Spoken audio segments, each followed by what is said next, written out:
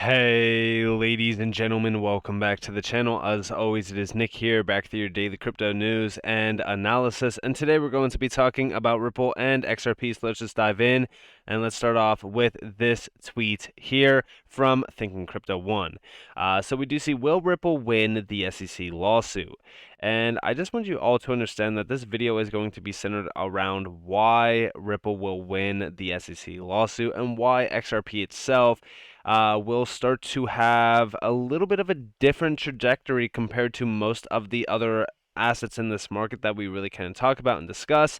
But nonetheless, we do see from Roger Ver, he shares his thoughts on the outcome. You guys can go check out the full interview on Thinking Crypto One's YouTube channel. He does do a podcast where he also addresses a few things and does a ton of these interviews. It's very incredible to see, and I highly advise you guys to go check it out. But listen closely, and then we will talk more so about this after the fact. Tough question for you. Do you think Ripple's going to win this? Yeah, I think Ripple will win. Hmm. But if I can add to that, they'll win at the expense of maybe tens of millions of dollars, maybe $100 million plus spent on this. That's all money that they could have used to pay software engineers to build better tools to build on Ripple, or better user interfaces, or better wallets, or better user integrations with all these different things. So that's maybe $100 million of fees that went to not make the world a better place. And the world is that much less wealthy than it otherwise would have been. The world is poorer than it otherwise would have been.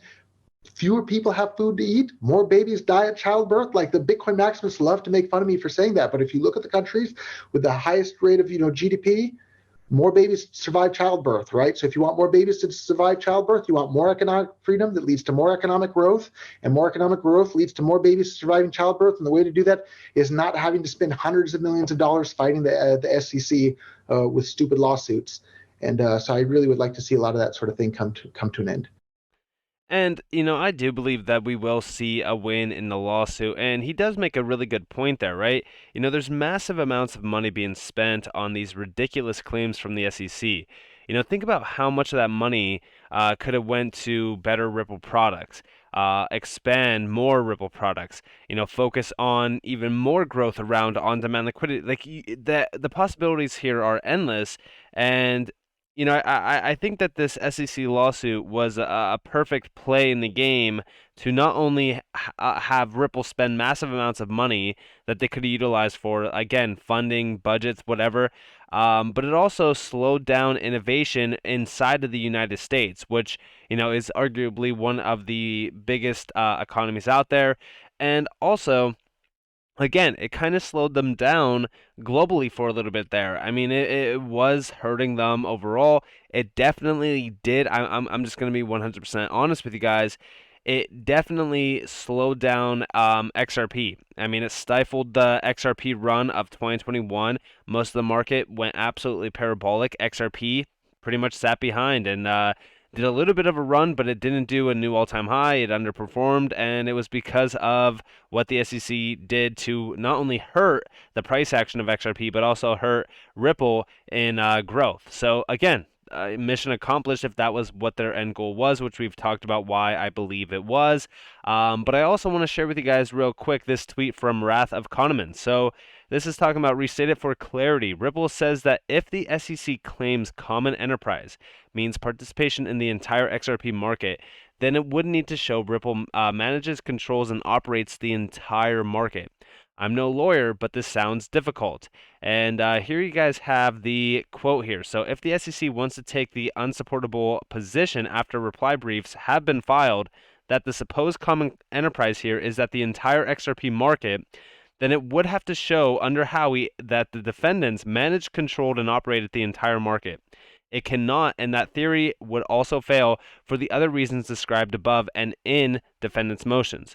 So again, when we really kind of look at what's happening around this, I mean, could they be talking about that secondary market that Ripple did create, which JV the Great actually mentions over here? Ripple created the secondary market with market makers. Ripple distributes XRP from their escrow on monthly releases. Ripple buys back XRP to ensure sales from their on-demand liquidity partners. Doesn't have significant impacts on the market. This is what automatically comes to mind. And yeah, this could very well be the thing, but we do see that in the context of the reply cited, Ripple claims common enterprise requires a level of promoter control the SEC has not demonstrated in fact, nor is possible given a fungible asset available on the secondary market correlated to other assets where no obligation exists with purchasers. So when we really kind of look at this, this would be a nail in the coffin for the SEC right then and there.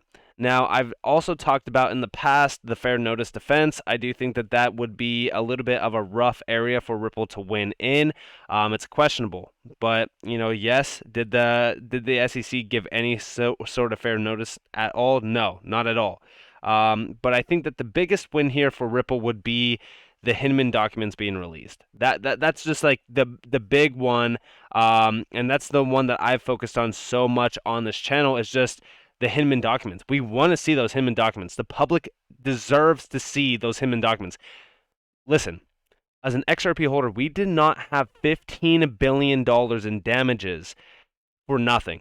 We want those Hinman documents to see the light of day, because XRP holders out there that have been holding for well over the last 2 years, 3 years, 4 years, whatever, we have gone through the depths of hell holding an asset that has underperformed in this entire market. I mean, most of the tokens that we look at on a day-to-day basis have outperformed XRP since 2017 and 2018. It's absolutely sickening what the SEC did, not only to Ripple as a company, but also XRP as a currency within this market. So yes, I demand to see those documents. I believe that we should see those in public as well. I think that we deserve to see it. And we do see over here from James K. Falam, we do see Stuart Alderati slaps the SEC's contradictory statements about the Howey test. And here we have 2 specific quotes, one from 2021 and one from 2022.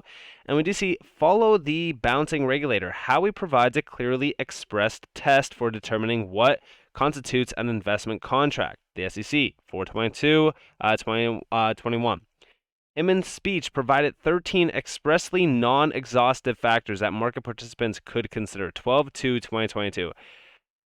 The SEC has not only showed extreme corruption throughout this entire case by hiding a ton of the documents, but this is one of the biggest problems that we see from the SEC is, okay, let me say this on Monday and go back on it by Friday. That's all the SEC does. They say one thing, all of a sudden next year it's a different thing. Or they'll say one thing on this date and all of a sudden a couple weeks or months later, boom, it's complete different, order. It's honestly disgusting. I'm just going to be honest with you guys. And we do see down here from Moises, shameless win at all cost appears to be their marching orders 100%. They want to destroy retail investors and options, keep them poor, or buying from institutional players later. Pathetic. Yeah, it is absolutely disgusting. And what's more disgusting is that we still have Sam Bankman-Fried being portrayed of some hero around this market, while we see absolute nonsense being taken place around this market.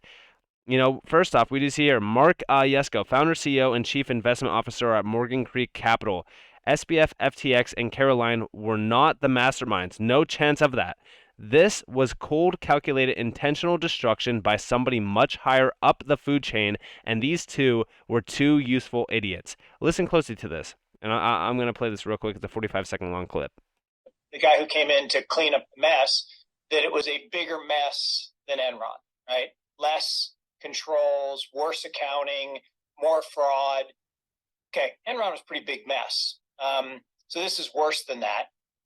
I'll argue that, after watching a lot of content from Sam and Caroline, they're not the masterminds. No chance of that. So I don't think this was neglect. I don't think this was a mistake. I think this was cold, calculated, intentional destruction by somebody much higher up in the food chain, and these two are useful idiots, and I use that term intentionally. And yeah, I mean, at the end of the day, when we really kind of look at what happened with the FTX situation, I said it since day one. It was a calculated attack on crypto. This is destruction at the core to, stomp out retail as much as possible, hurt as much retail investors as you possibly can. Like, the SEC to me has been targeting retail investors as well. I think that the $15 billion in damages around the XRP case was a perfect example of that. But also over here, we do see, on Fox Business, Johnny Dean speaks out on the Rep. Tom Emmer letter to Gary Gensler and corrects Janet Yellen's comparison of FTX official to Lehman Bros. And listen closely to this. Janet Yellen speaking today, she doesn't like crypto. You know that. Right. This is a great excuse for regulators to come down hard on it. On top of that, we're seeing, I saw this tweet with Mr. Well, and it really caught my attention. 8 Congress people tried to stop the SEC's inquiry into FTX back in March. 5 of 8 received donations from Sam Bankman-Fried and FTX. It bothers me. I've interviewed some of these folks, and I've always thought they were on the side of crypto investors. And with all these millions floating around, I don't know what to think anymore. Well, it's a great question, but let's put this in context. I've read that letter, Charles. It doesn't mention FTX. Okay. And what was happening is that you had Gary Gensler had sent hundreds of voluntary requests for information. When the crypto companies gave information, they then got an investigative subpoena. And then after that, they got sued like Ripple, like Library, like Dragon Chain, take BlockFi. Nothing's happened, yet he cost them $100 million. They haven't done any registration. And guess what, Charles? The SEC is the second largest creditor in the BlockFi bankruptcy. That's amazing. How about that? That's absolutely amazing. And as far as Janet Yellen, she says that this is a Lehman-like situation for crypto. Charles, the only reason or way that it'll be like Lehman if no one goes to jail. That's the only way. This is not a Lehman moment in crypto. This is a Bernie Madoff moment in crypto. This is a Theranos moment in crypto. That's what this is. So let's make the right comparisons. Great stuff, John. Appreciate it. Thank you very much. All right, folks, coming up, my takeaway on the not-so-invisible hand of special interest. And again, we want to see Sam Bankman-Fried go to jail. I mean, it's absolutely ridiculous that they're parading this individual around like it's nothing. In fact, we do see over here from Crypto Smitty, he's quoting this tweet from Watcher Guru that's saying the U.S. government launches federal investigation into Elon Musk's Neuralink company. Let your parents steal $10 billion through your shell trading company, launder it into a war and back for payola, and let daddy's friend at the SEC cover it up, and there is no problem. Run a free speech platform and get a government investigation. This is the problem. This is one of the biggest issues around this market. This is one of the biggest issues in our government right now. Why are we not seeing Sam Bankman-Fried being investigated? Why are we not seeing any sort of movement happening here? It's sickening. It's absolutely despicable. The SEC made such a big announcement around how they went after Kim Kardashian. Hey, Kim Kardashian, she promoted crypto and she didn't disclose that she was paid. We definitely have to go after her and parade around like we did something special for the retail sector. The SEC is such an idiotic agency. Why do we let these suits run around doing absolutely nothing all day long, getting paid with our taxpayer money, and they completely drop the ball every single time that they could actually do their job? In fact, no. They want to sit around and parade saying, hey, we did something special. Like, they did nothing. Absolutely nothing. This is an individual that lost billions and billions of dollars of hardworking individuals' money and continues to be touted around. It's like, what is going on here? Like, why is this individual being paraded around as someone special? I mean, he's still talking to the general public. He's still going to these meetings. He's still on national television talking about, the FTX situation and how he can't remember it. Like, what is going on here? We demand answers. We need answers, just like we need to see the Hinman speech, just like we need to see the Hinman documents, just like we need to see everything from the SEC. The SEC itself needs to be investigated. Launch an investigation into the SEC, not into just Sam Bankman-Fried. No, we want to see everything uncovered. We demand to see the truth. And if you demand to see the truth as well, hit that like button and comment down below something about the SEC. Anything. It could be anything. So with that being said, I hope that you guys enjoyed this video. If you guys did, definitely leave a like, subscribe to notifications on if you guys want more free content. You guys are more than welcome to follow me on Twitter and join the free Discord down in the description below. As always, up to you all. Have a beautiful day, beautiful night. Wherever you guys are on this before this has been Nick. Peace out, guys.